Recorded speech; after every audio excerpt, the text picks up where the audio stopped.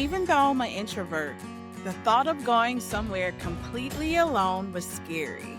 But the moment I actually made the plans, not just considered them, I knew my reasons outweighed my fear. And that trip changed everything. My name is Dr. Erin Wheeler, a leadership coach and a cognitive psychology expert. I was a high achiever who burned out. What helped me recover? A mix of science, self awareness, and sisterhood. This channel is where science meets real life. Well being, identity, energy, impact without all the fluff. So, if you've ever wondered whether you can lead with power and still protect your peace, my answer is yes. Hit subscribe so we can do it together. So, story time. This is about my first staycation retreat by myself. Picture this. I was about 12 months into my consulting and exploring phase. If you've been with me for a while, you know that was my time of unemployment. So I did everything that I've always wanted to do. You know, those times where you're at your desk or you're busy or you have to say, oh no, I can't come. I have to work or I'm tired. I'm this. All of those things I planned to do. And I was excited for this time. That's how you know you burn out from your job, right? I was really happy to be let go. That was the first time. And so I did all of those things. I rested, I had family time, I wrote my book, and actually launched my summer camp. That was one of the projects that I was doing before the job that I was let go from. But the one big thing that I did not do that was on my list was to launch my business. The other piece to that picture that especially those who probably saw me and knew what was going on, they saw the book was published. They saw that I had events surrounding it. They saw that I did the nonprofit summer camp. They saw all of that. But what they did not see is that for everything that I did, it was like a race to the finish. You would have thought I had 5 jobs in addition to me doing all those things because everything that I did felt like last minute. And I could not, for the life of me, understand why. Like, Aaron, you don't have a job. You don't have to have everything that you want to do last minute. So something had to change. What changed? Well, for once, I knew that I needed to put my things on the calendar and set boundaries around them. So my problem was that I was so happy to be of service and to be able to help my friends and family and do all the things, sometimes impromptu. And that was the rush and the fun of the first 12 months of my unemployment, was that I did get to live a little bit of a carefree life. Just, oh yeah, I'll do this. Oh yeah, I'll do that. But the first thing that had to change is that I had to put my things on the calendar. I had to have time to think things through. And I also had to have some boundaries and say no to protect the things that I wanted to do. The second thing I needed to change was my scenery for once. I was very grateful that I could go back to my childhood bedroom and have a little bit of a carefree life, right? But I really did need my space. I needed my space from everyone. I needed to think. But that was that my money was looking a little bit funny, a lot of bit funny, because at this point I was about, again, 12 to 14 months in. I definitely didn't have a flight budget, right? All I had was Marriott points from my job because I had to travel a lot, right? So thank God for Marriott points. I wish this video was sponsored. So the Marriott points went very far in Baton Rouge, which I was about 30 to 45 minutes away from. And there I planned my Baton Rouge staycation, luxury staycation for about 2 days. It actually became 4. Here's what I did. I bought my favorite snacks. I planned to watch at the time my favorite show and binge watch, which happened to be Game of Thrones and probably whatever Marvel movie was out in 2018. But here's the other thing that I bought. I bought those huge wall stickies, you know, the ones that you put on your wall, the big sticky notes. And I covered my hotel room with them, about 4 or 5. So as I checked in, I got all my stuff put away. I put these up. I labeled each note personal, career, side hustle, and spiritual growth. Those are my big buckets that I knew I wanted to work on while I had this opportunity to be free, right? And so every idea got a sticky. So I did not get started strategically planning right away. Why? Because, at least for me, this is true. Let me know in the comments if this is true for you too. All my big ideas come when they're not supposed to. They come when I'm driving and I have no pen. They come when I'm watching a movie and I don't want to think about serious stuff. They come when I'm talking to somebody and probably dazing off because I'm not paying attention to them. My great ideas come at the most inopportune time. So I set myself up to do this, but this time I had a huge sticky to write them down and the time to do it. So I ate my snacks. I binge watched Game of Thrones, probably again some Marvel movie or television show. I think Agents of S.H.I.E.L.D. was out at the time. Yes, I am a sci-fi nerd. And I just relaxed. I relaxed and I just had a chance to breathe. And when a thought came to me, I pressed pause, wrote it on the wall, sat back down, pressed play. And I did this over the course of a day or two. So by day 2 or day 3, I told you it expanded to day 4 because I was so tired. I was really tired. So really the first 2 days didn't even scratch what I needed to. By day 3, I was just feeling emotionally and mentally ready to think about my next steps. So probably towards day 3, day 4, as this staycation was coming to an end, I went from big idea down to my goal was to get it actually scheduled in my calendar. So by the time my church, my family, my friends, and all of my outside activities, my sorority, crazy at the time was chartering a new chapter. I was a charter member. And so I wanted to be in those meetings and say, you know, that doesn't work for me. Why was that important? Because I always scheduled, put everybody first, and then my things came last. So that was my goal. By January 1, I wanted my next year to be in my calendar and penciled out. Every quarter had a goal, every month had a goal. I had I think 3 months of my to do list already mapped out. By the time day 4 hit, I was putting things in my calendar. And I felt the weight of the world off my shoulders. I was ready for the next year. No longer was I tired. I was excited about doing these things. And that was actually the first time I had done it in my life. Everything was on my calendar, and I could say no at those January planning meetings. I could say, pencil me in. I'll see what I could do. Those words were so powerful for me, right? And so I will fast forward to today. At this moment, that staycation leveled up my whole life because that was the year that was a game changer for me. I had my dream role, started my nonprofit, and I had started my company. Everything was not at the last minute. I was able to execute things in excellence. I wasn't tired. I didn't feel rushed. Everything was done ahead of time in the right time. So in that year that flowed so beautifully, I actually landed my dream role. The dream role that I had, if I could create something for me, the people who I worked with, the place that I worked with, the mission, everything, all combining all my experience, that was the perfect role. So fast forward 4 years from landing that perfect role and 5 years from that staycation retreat, I found myself at another transition, a little bit better situation, right? But it was COVID. I was doing a lot of solo things. I was, of course, trapped in the house, not able to see people, but I still felt like I needed to get out and I needed another reset. For one, that perfect role I decided was going to be my last. And so I needed a place and a time to think about what the rest of my, no, that's a bit dramatic, right?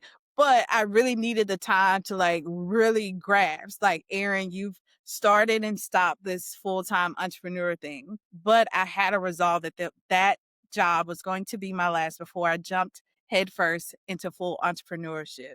So I wanted some time to get my mind together and to again plan without hurrying so I could see what my next year or two needed to be, what I needed to focus on, and again, just relax. So I told you staycation 2 was different. I had a little bit more of a budget, you know? I didn't have to do a staycation. I didn't have to use my Marriott points. I went to my favorite place, the beach. It's the one outdoor that I'm not allergic to, right? So I actually ended up in a beachfront condo by myself.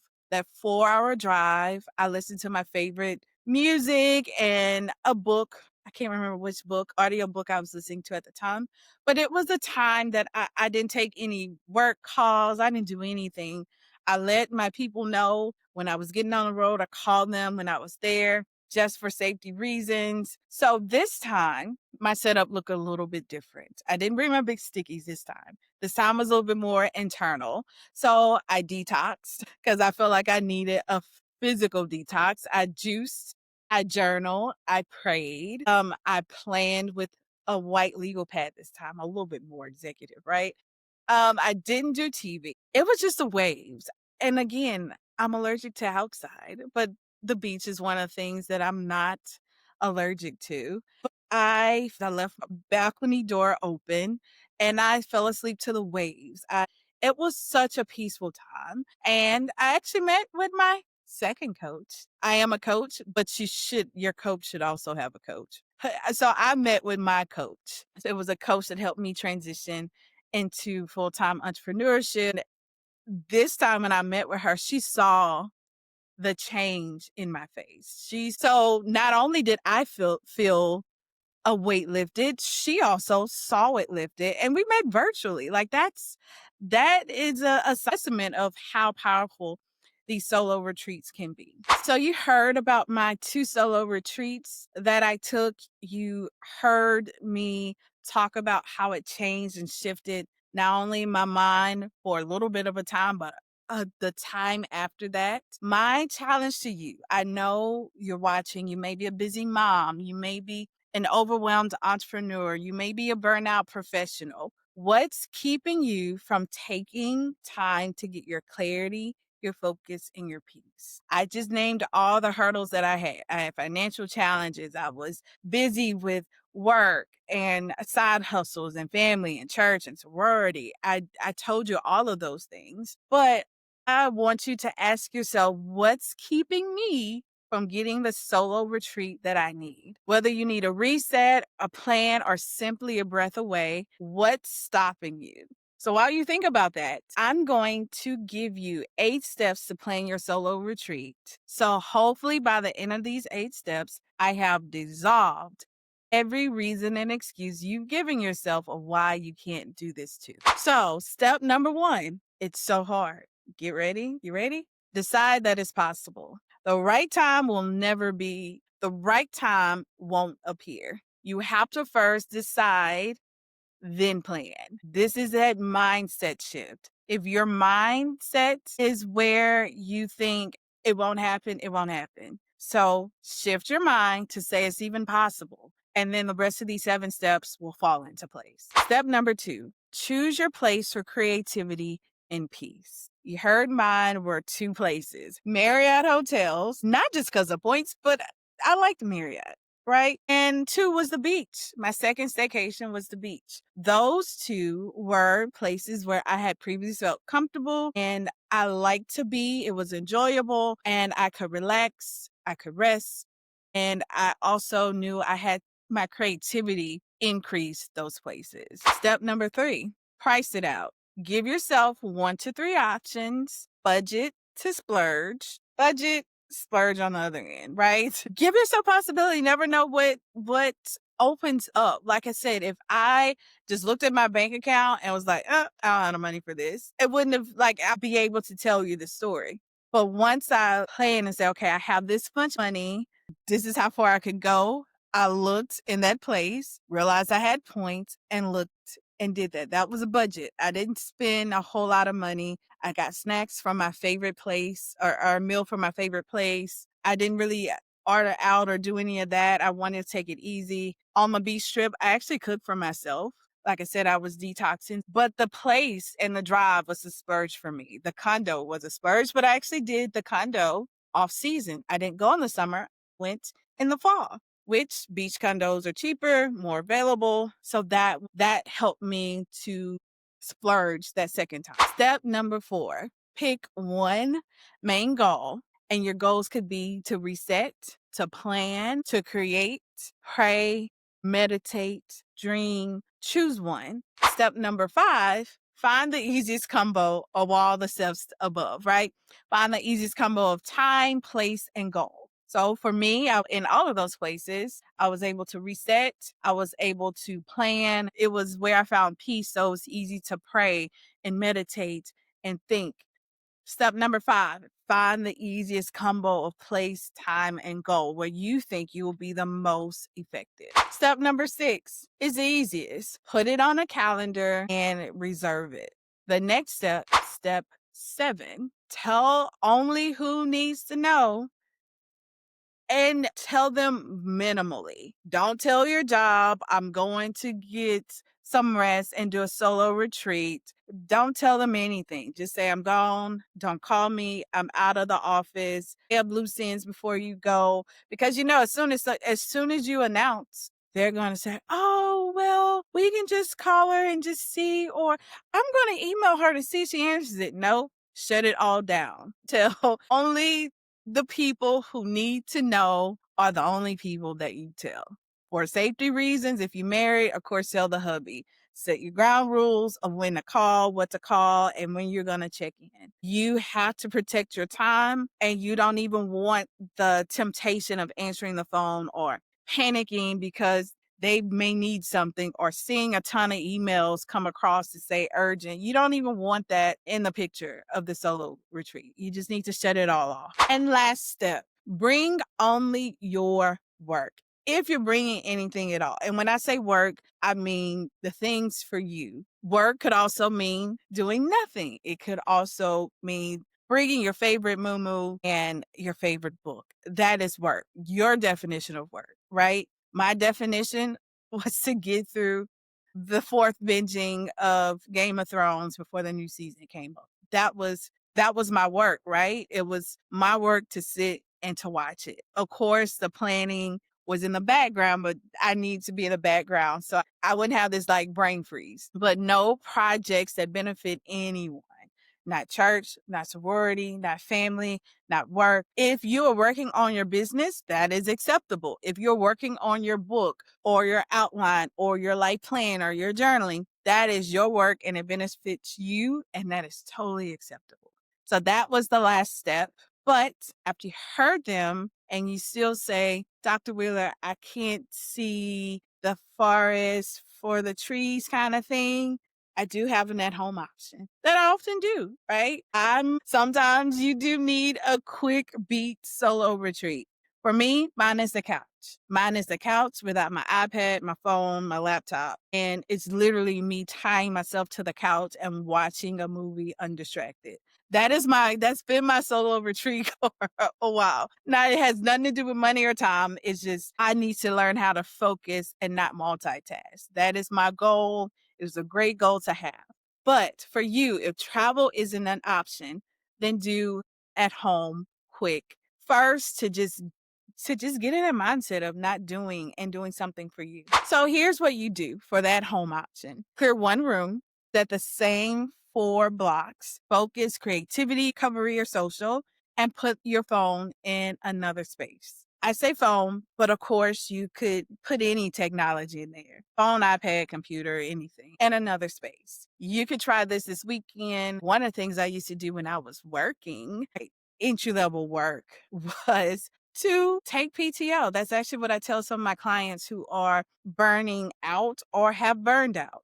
Take PTO. Actually, even take a sick day. It is a mental health day. Don't tell nobody. Your family may think you're going to work. Your work think you're doing something else, but really you're at home. That is your immediate option, emergency option that you can do within the next week. So as we wrap up, I just want to put this on your mind. I want you to think about how much you spend on girls trips and entertainment. Do you have that figure? Now, I want you to think about how much you spent on soul care. Now, my definition of soul care deviates from self care. Self care is nails, hair, facials, massages. That is outwardly. But sometimes we need to sacrifice both the time and the money for soul care. When have you taken time to take care of your soul? To look inward, to dream, to plan your life on purpose? What is that time? What does that look like for you? And if you can't think of a time where you've done this, my challenge to you is to get it on the calendar today. If you've been craving clarity, book a clarity and strategy call, and we'll map your next steps in one session. Grab the Quiet Power checklist in the description to protect your buffers and your boundaries. Don't forget to subscribe to stay connected.